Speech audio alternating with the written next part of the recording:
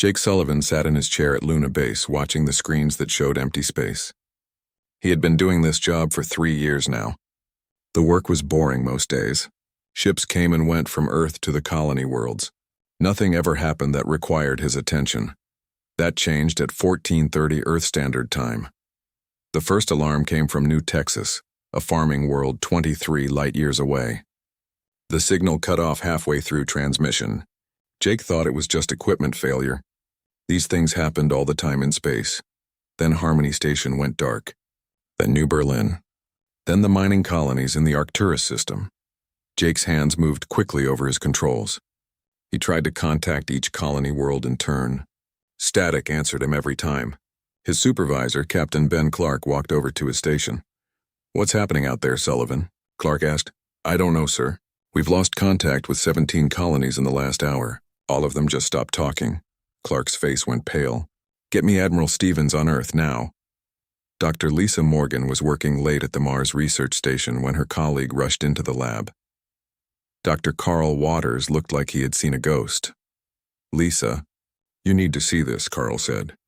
He led her to the communication center where a dozen scientists stood around. The main screen.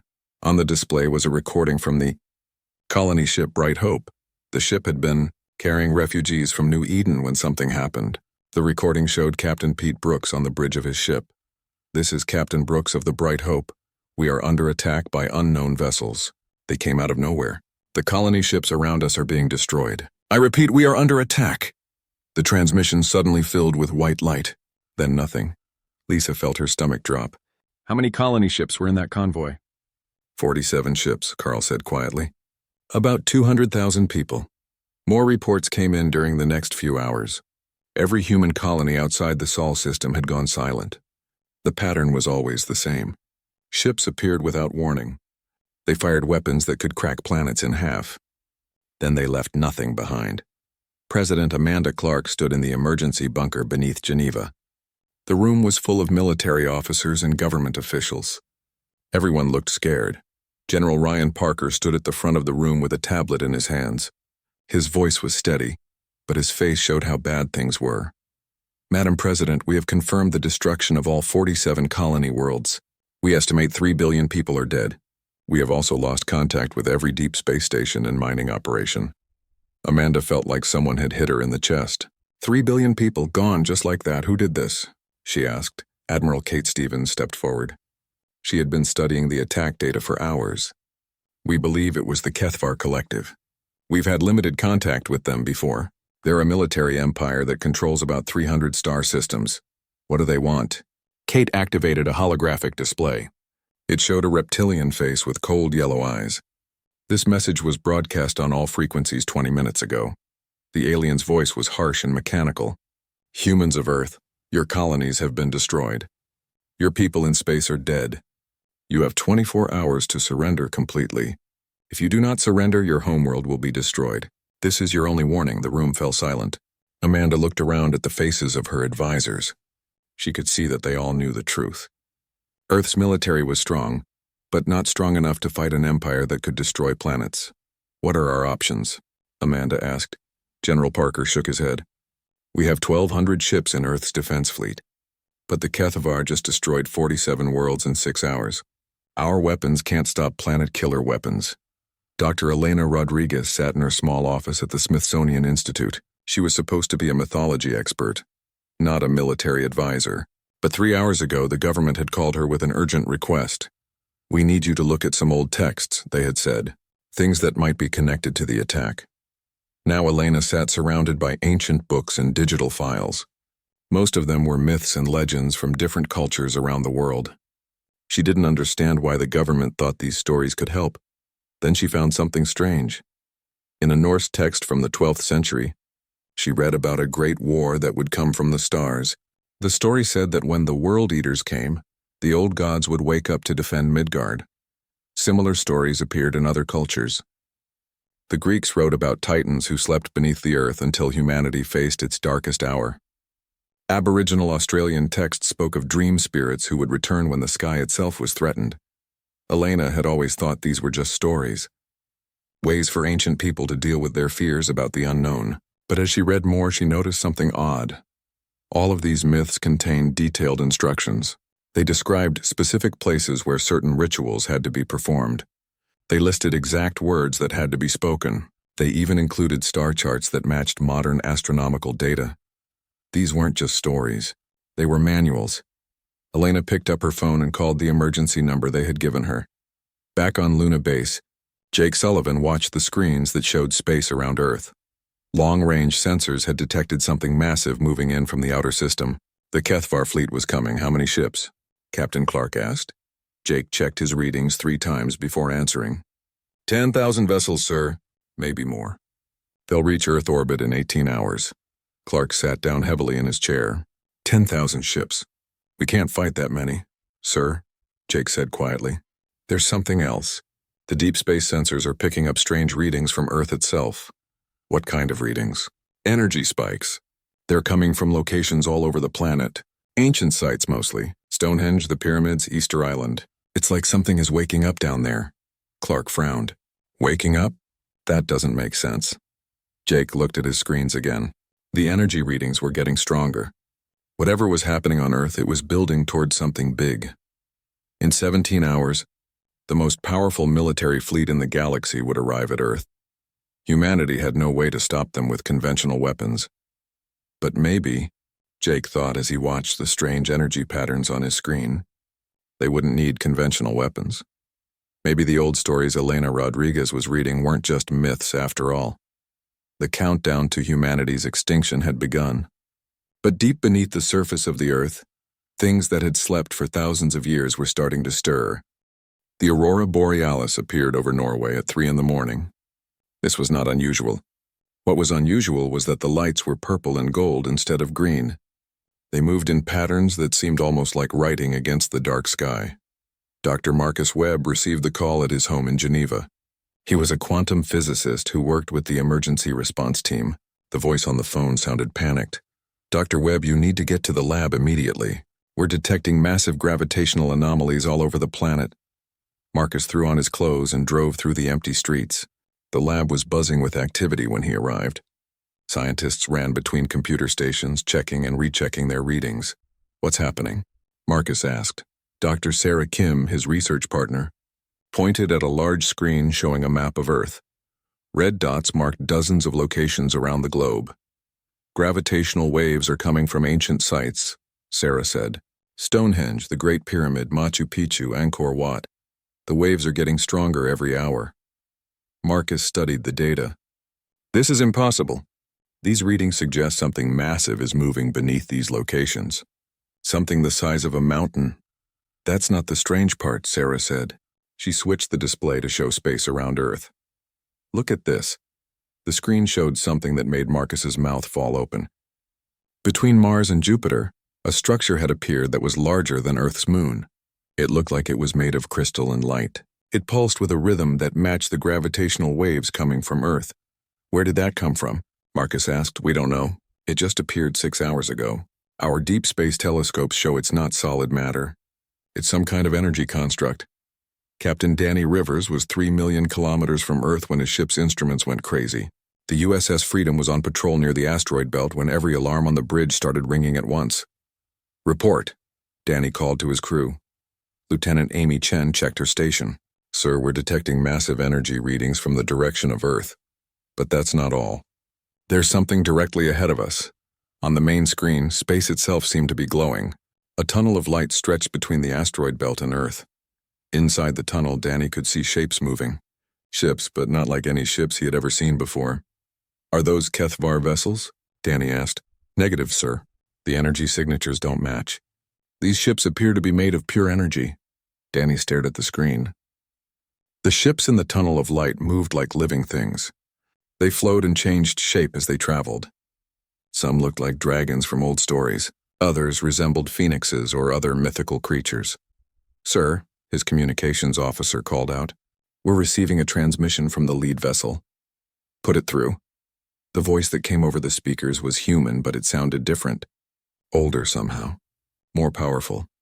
Captain Rivers, this is Commander Alex Stone of the Terran Defense Force. Please maintain your position. We will escort you back to Earth. Danny frowned. There is no Commander Stone in the TDF. Who are you? I was Captain Stone of the merchant vessel Starbright until 6 hours ago. Things have changed, Captain. Earth needs every ship we can get. Before Danny could respond, his ship shuddered, but instead of being damaged, the Freedom seemed to become stronger. The hull plating gleamed with new metal. The engines hummed with power he had never felt before. What just happened to my ship? Danny demanded. Your vessel has been enhanced, the voice replied. You'll understand soon enough. Follow us home, Captain. Humanity needs its defenders. Dr. Elena Rodriguez stood in the underground chamber beneath Stonehenge. The British government had given her team full access to the site after her report about the ancient texts. The chamber had been discovered only hours before. It appeared when the stone circle above began to glow. The walls were covered with symbols that matched the texts Elena had been studying. This writing is at least 10,000 years old, said Dr. James Hill, an archaeologist on her team. But the chamber itself is older. Much older. Elena touched one of the symbols on the wall. It began to glow under her hand. More symbols lit up in response, creating a pattern that spread across the entire chamber. It's responding to human contact, she said. The texts were right. These aren't just monuments. They're some kind of technology. Dr. Nathan Cross, a linguist who specialized in dead languages, was working to translate the symbols. According to this, we're standing in what they call a God chamber. The instructions say we need to speak the awakening words. What awakening words? Elena asked. Nathan pointed to a section of wall where the symbols formed clear patterns. Right here. But Elena, these words aren't in any human language I know.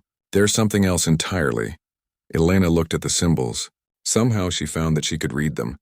The knowledge just appeared in her mind as if it had always been there. Stand back, she told the others. Elena spoke the words aloud. They felt heavy on her tongue, like they carried more weight than normal speech. As soon as she finished, the entire chamber filled with light. The ground beneath their feet vibrated. Elena could feel something huge moving far below them, something that had been sleeping for a very long time. President Amanda Clark stood in the Situation Room, watching reports come in from around the world. Every ancient site on the planet was showing the same kind of activity. Energy readings off the charts, gravitational anomalies, and in some cases structures rising from the ground. Madam President, General Parker said, "We have a new development." The main screen showed a live feed from Mount Olympus in Greece. The mountain was splitting open like a flower. Inside, something that looked like a city made of light was emerging. "What is that?" Amanda asked. "We don't know," Parker replied. "But whatever it is, it's huge. Our satellites show the structure extends down into the Earth's crust for dozens of kilometers." Admiral Stevens stepped forward. "Madam President, I recommend we send a team to investigate. If this is some kind of weapon system left by an ancient civilization, we need to understand how it works." "Do it," Amanda said. "Send our best people." Meanwhile, the Kthvar fleet continued its approach to Earth. Admiral Zeketh stood on the bridge of his flagship, the Worldbreaker. He had destroyed 47 human worlds in a single day. Earth would be no different. "Admiral," his tactical officer reported, "we are detecting unusual energy readings from the target world." Zeketh's scaled face showed no concern. "Explain." "The humans appear to be activating some kind of defensive system. We are reading massive power signatures from multiple locations on the planet." "Impossible," Zeketh said. "Our intelligence reports show that humans have only basic space technology. They cannot have weapons capable of threatening our fleet." "Sir, the energy readings are unlike anything in our databases. Whatever they are activating, it's more powerful than our planet crackers." Zeketh studied the tactical display. The human homeworld was lighting up like a star. Energy patterns flowed between the various activation sites, creating a web of power that covered the entire planet. "No matter," he finally said. "We have 10,000 ships. Even if the humans have some kind of ancient technology, they cannot stand against the full might of the Kthvar collective." But as Admiral Zeketh watched the energy readings climb higher and higher, he began to remember old stories from his species' past. Stories about a world of sleeping titans that should never be awakened. Stories he had always thought were just myths. Back on Luna Base, Jake Sullivan watched his instruments in amazement. The energy readings from Earth were now so strong that they were affecting space itself around the planet. Gravity fluctuations created ripples that his sensors could detect from the moon. "Captain Clark," Jake called out. "You need to see this." Clark looked at Jake's screens. "What am I looking at?" "Sir, the space around Earth is changing. It's like reality itself is being rewritten. And, sir, I'm detecting new contacts." "More Kthvar ships?" "No, sir. These contacts are coming from Earth. Ships are launching from the planet, but they're not appearing on any flight plans. And, sir, they're not following normal physics." On the screen, Clark could see vessels rising from Earth that moved like no ships he had ever seen. They flowed through space like water, changing shape as they moved. Some looked like ancient sailing ships but made of light instead of wood. Others resembled creatures from mythology. "My God," Clark whispered. "What has humanity become?" The question would be answered soon enough. The Kthvar fleet was only 12 hours away from Earth orbit, and humanity was preparing to show the galaxy something it had never seen before. The gods were waking up. Admiral Zeketh had conquered 43 star systems in his long career. He had watched entire species beg for mercy before his fleet. None of them had ever surprised him. As his ships approached Earth's outer defenses, something felt different. "Admiral," his sensor officer reported, "we are detecting energy signatures that do not match our database. The human homeworld is generating power levels that should be impossible for their technology." Zeketh studied the tactical display. The third planet from the yellow star glowed with patterns of energy that hurt to look at directly. Ancient Kthvar legends spoke of worlds like this, worlds that should be avoided at all costs. "Deploy scout ships," he ordered. "Let them test the humans' new weapons." 100 Kthvar scout vessels broke from the main fleet. They moved toward Earth at maximum speed, ready to probe the planet's defenses. They never made it past Jupiter. Dr. Marcus Webb stood in the newly opened chamber beneath Mount Olympus. The architecture inside made no sense. Walls curved in directions that his eyes couldn't follow. Corridors led to rooms that were bigger on the inside than the outside. "This technology is millions of years old," he told Lieutenant Colonel Amy Foster, who led the military team exploring the structure. "But it's still active, still responding to human presence." Amy touched one of the strange panels on the wall. Symbols appeared in the air above her hand, floating like holograms made of pure light. "Can you read any of this?" "Not with my eyes," Marcus said. "But somehow my brain understands it. It's like the information is being fed directly into my consciousness." The symbols told a story that changed everything Marcus thought he knew about humanity. Earth was not just another planet. It was a focal point, a place where the universe had concentrated its defenses against something the ancient text called the Great Entropy. "According to this," Marcus said, "humans aren't just another species. We're the universe's immune system. Our myths and legends were programming, designed to activate when we faced extinction." Amy frowned. "Programming by who?" "By whatever civilization built this place. They're gone now, but they left instructions. When humanity faced a threat we couldn't handle alone, the sleeping systems would wake up." As if responding to his words, the chamber filled with a presence that was not quite voice and not quite thought. It spoke directly into their minds. "The time of awakening has come. The children of Earth must remember what they truly are." Captain Danny Rivers felt the change happen to him and his crew as they traveled back toward Earth in the tunnel of light.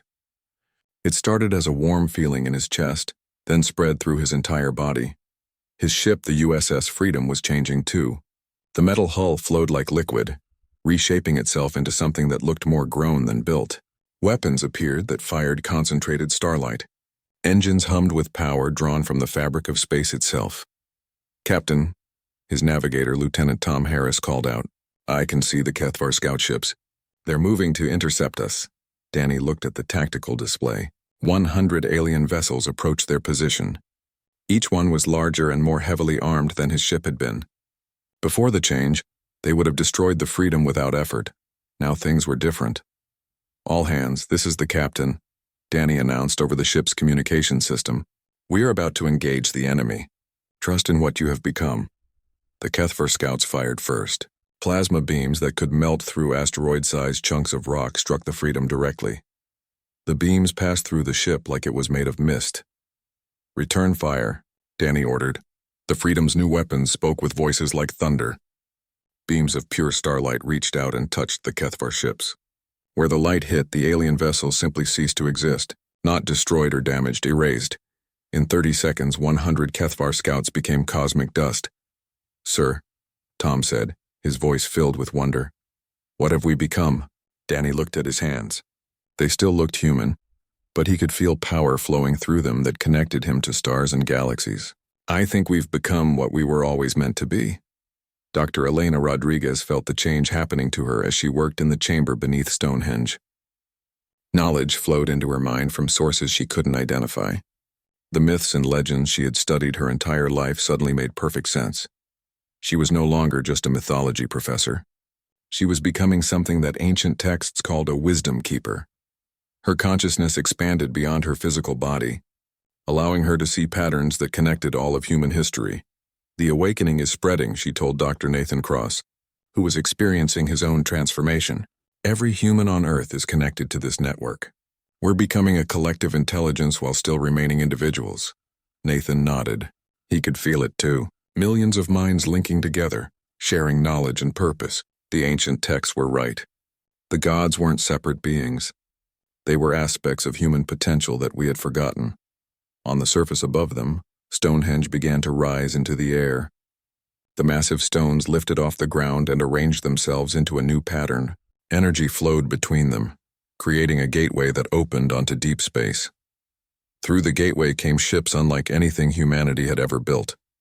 Vessels that looked like they had been grown rather than constructed. They moved with purpose toward the approaching Kthvar fleet. General Ryan Parker stood in the command center beneath Geneva, watching reports come in from around the globe. Every ancient site on Earth had become active. The pyramids in Egypt were generating shields that covered the entire African continent. The Easter Island statues had revealed themselves to be massive defensive weapons.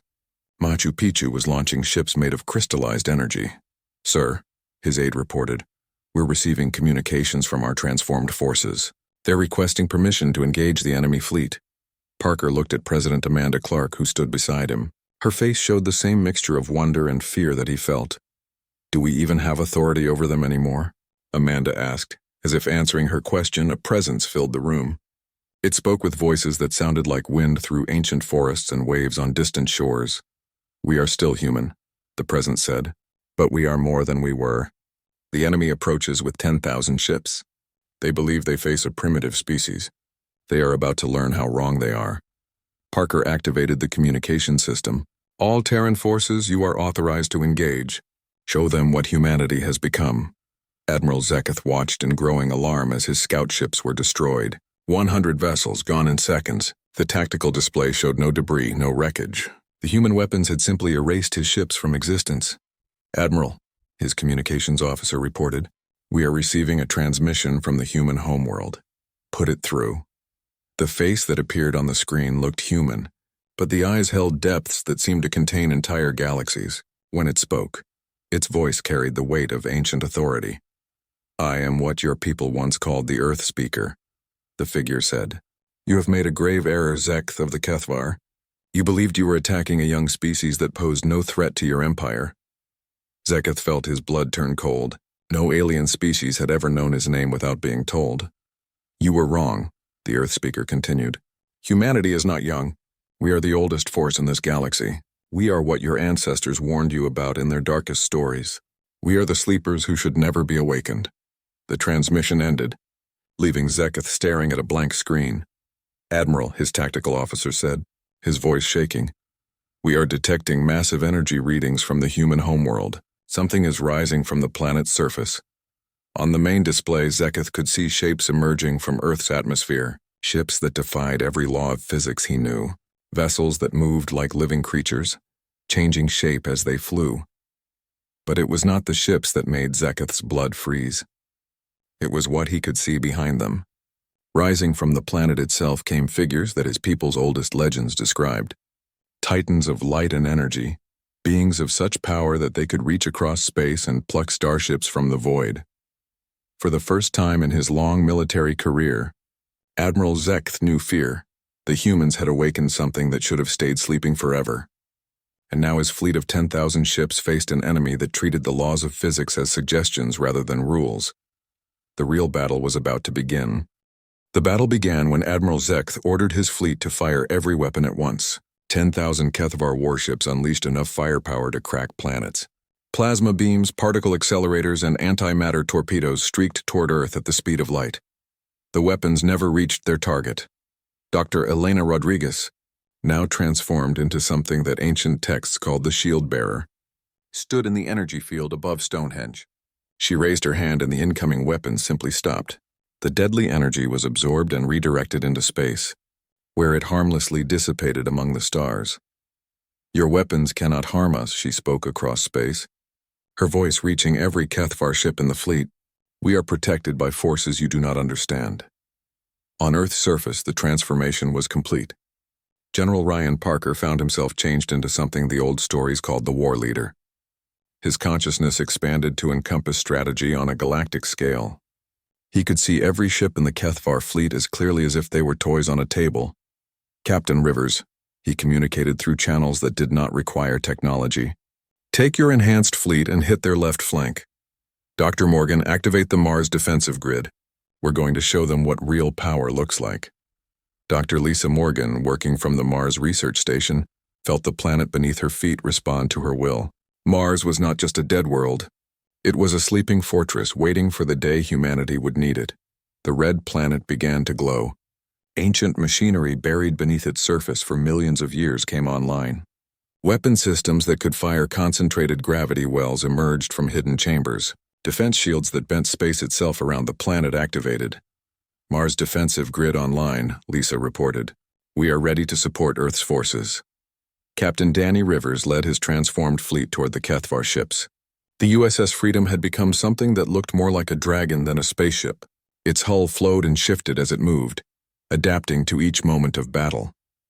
Behind him came 50 other enhanced vessels, each crewed by humans who had undergone the same transformation. They moved through space like a pack of hunting animals, coordinating without need for radio communication. "All ships," Danny commanded. "Engage at will. Remember, we are no longer bound by the old limitations."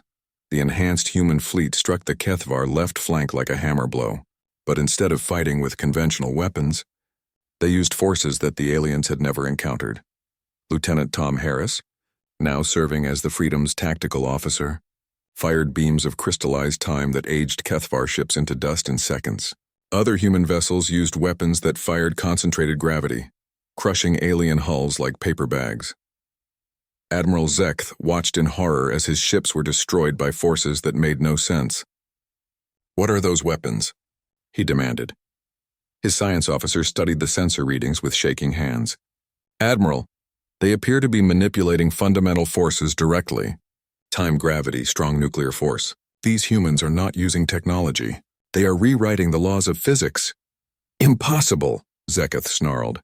"No species can control fundamental forces. It would require power sources larger than stars." On the main display, he could see the answer to his question. Rising from Earth came figures of light that stretched across thousands of kilometers.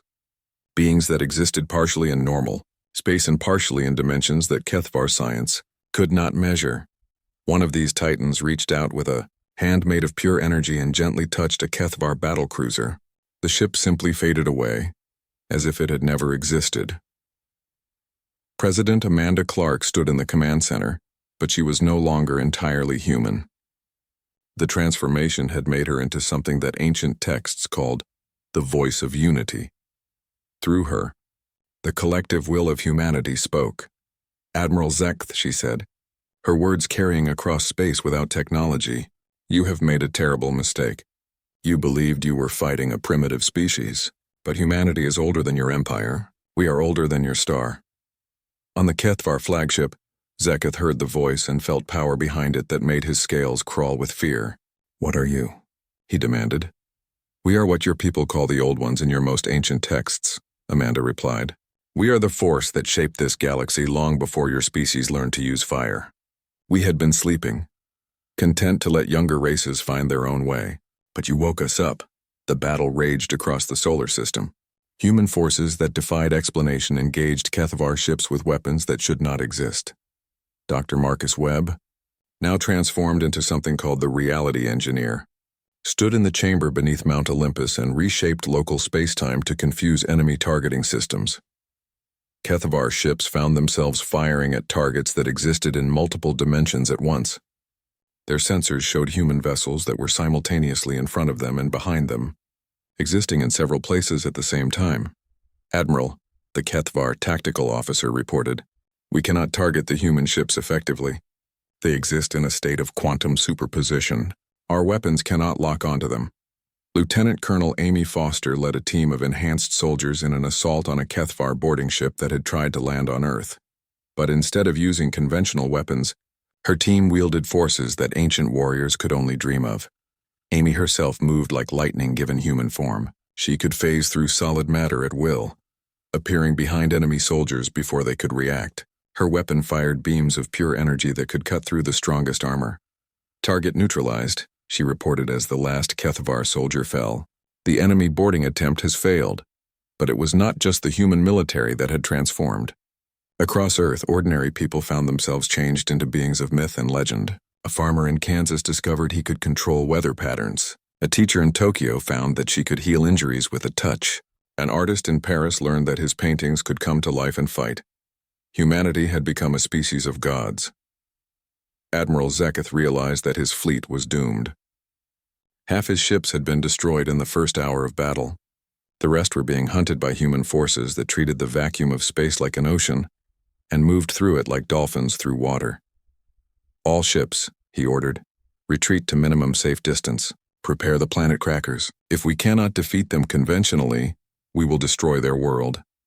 But as his ships began to withdraw, they found their path blocked. Captain Danny Rivers and his enhanced fleet appeared in front of them, moving faster than light without using any visible propulsion system. "Going somewhere, Admiral?" Danny asked, his voice somehow reaching every ship in the Kthvar fleet. "I'm afraid we can't let you leave. Not until you understand what you've done." "You have killed 3 billion of our people," General Parker added, his presence filling space around the alien fleet. "That cannot go unanswered." Zeketh activated his ship's most powerful weapons. Planet crackers that could split worlds in half fired at the human forces. The beams struck the enhanced ships and simply stopped. The human vessels absorbed the energy and redirected it back at the Kthvar fleet. Several alien ships were destroyed by their own weapons. "Your technology cannot harm us," Dr. Rodriguez explained, her voice carrying the wisdom of ages. "We exist on a level of reality that your weapons cannot reach. But more than that, we are protected by the will of the universe itself." She gestured toward the glowing figures that surrounded Earth. "What you see are not separate beings. They are aspects of human consciousness given form. We are the universe's way of protecting itself from forces that would reduce everything to cold, empty space. We are entropy's opposite," President Clark added. "We are the force of creation and growth. And you, Admiral Zeketh, represent destruction and death. The universe will not allow you to continue." Admiral Zeketh felt something he had never experienced before. For the first time in his species' history, the Kthvar faced a force that was stronger than they were. A force that treated their most powerful weapons like toys. "What do you want?" he asked, his voice barely a whisper. "We want you to understand," Amanda replied. "Your empire has spent thousands of years destroying other species. That ends now. You will face judgment for what you have done, not just to humanity, but to every species you have erased from existence." Around the Kthvar fleet, space itself began to change. Reality bent and twisted as the transformed humans prepared to deliver justice for 3 billion dead. The real judgment was about to begin. The final confrontation did not happen in normal space. President Amanda Clark, now serving as the focal point for humanity's collective consciousness, reached out and pulled the entire Kthvar fleet into a realm that existed between dimensions. Here, in a space where thought became reality, Admiral Zeketh found himself standing face to face with the transformed leaders of humanity. They appeared as they had been, but power radiated from them that made the air itself seem heavy. "Where are we?" Zeketh demanded, looking around at the strange environment. Stars wheeled overhead in patterns that hurt to perceive directly. The ground beneath his feet felt solid but seemed to be made of crystallized time.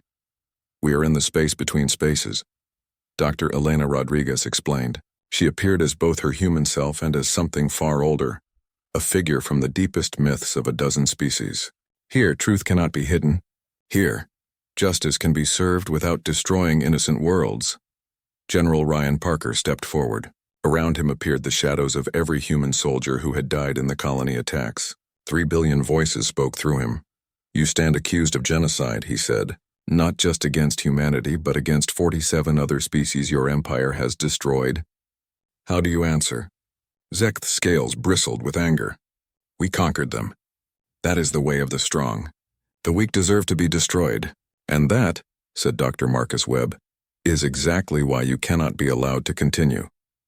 The space around them shifted, showing visions of the Kthvar Empire's history. World after world burned under their weapons. Species that had developed art, music, and philosophy were erased without thought. Children died in orbital bombardments. Entire civilizations vanished as if they had never existed. "Do you see?" Amanda asked. "Your empire is not strong. It is a cancer that spreads through the galaxy, destroying everything it touches. The universe cannot allow this to continue." Zeketh watched the visions with growing unease. "We were acting according to our nature. The strong rule the weak. This is the natural order." "No," Dr. Lisa Morgan said, appearing beside him. Around her flowed images of life growing on countless worlds. Flowers blooming, children learning, artists creating beauty from nothing. This is the natural order. Life creating more life. Intelligence fostering more intelligence. Your empire represents the opposite of everything the universe is trying to become." Captain Danny Rivers materialized next to them, and with him came the spirits of every human who had died in space. 3 billion people, Admiral. 3 billion futures that will never happen because of your choices. 3 billion voices that demand justice. The weight of those lost lives pressed down on Zekth like a physical force. For the first time in his long life, he began to understand the true magnitude of what his empire had done. "What would you have us do?" he asked. "My people know only war. We have conquered for thousands of years. It is what we are." "Then you will learn to be something else," Amanda replied. The space around them shifted again, showing visions of what the galaxy could become. Species working together, sharing knowledge and art. Worlds where war was remembered only in history books. "This is impossible," Zekth protested. "You cannot change the nature of an entire species." "We can," Dr. Rodriguez said. "Because we are not just going to change the Kthvar. We are going to change the galaxy itself." The transformed humans began to glow with power that came from sources beyond normal physics. Reality bent around them as they prepared to deliver their judgment. "You have a choice, Admiral," Amanda said. "Your empire can learn to exist in harmony with other species, or it can be removed from existence entirely. We prefer the first option, but we are prepared for the second." Zeketh looked around at the faces surrounding him. These beings had power that his people could not comprehend. They could erase the Kthvar Empire as easily as stepping on an insect. "How?" he asked. "How can we change what we are?" "The same way humanity changed," Dr. Webb explained. "By facing extinction and choosing to become something better. Your species will undergo the same transformation we did. You will remember what you were before you became conquerors." The space around them shifted one final time. Zeketh found himself looking at visions of ancient Kthvar history. His people had not always been warriors. Long ago, they had been scholars and artists. They had created beautiful cities and works of art that rivaled anything in the galaxy. "You were not born to destroy," Amanda said gently. "You chose that path when you faced your first great crisis. Now you will choose again." Zeketh felt something changing inside him. The constant anger that had driven his people for millennia began to fade. In its place came memories of what the Kthvar had been before war consumed them. "What must we do?" he asked. "Return to your empire," General Parker commanded. "Tell them that the age of conquest is over. Tell them that a new force has awakened in the galaxy, one that will not tolerate the destruction of innocent species." "And if they refuse to listen?" Dr. Morgan smiled, but there was steel behind her expression. "Then they will face the same choice you just faced. Change or cease to exist." The realm between dimensions began to fade. As reality reasserted itself, Admiral Zeketh found himself back on the bridge of his flagship. His fleet surrounded him, but something fundamental had changed. His crew looked at him with new eyes. The transformation that had touched him was spreading to them as well. Ancient memories stirred in minds that had known only war for generations. "Admiral," his communications officer said, "we are receiving new orders from the home world. High Command wants to know why we have not destroyed the human planet." Zeketh looked at the tactical display showing Earth. The planet glowed with power that could reshape galaxies. Around it moved beings of myth and legend. Humanity transformed into something beyond his species' ability to fight. "Send this message to High Command," he ordered. "The humans are not what we believed them to be. They are the old ones from our most ancient stories. They have awakened and everything has changed." Back on Earth, humanity began the work of reshaping galactic civilization.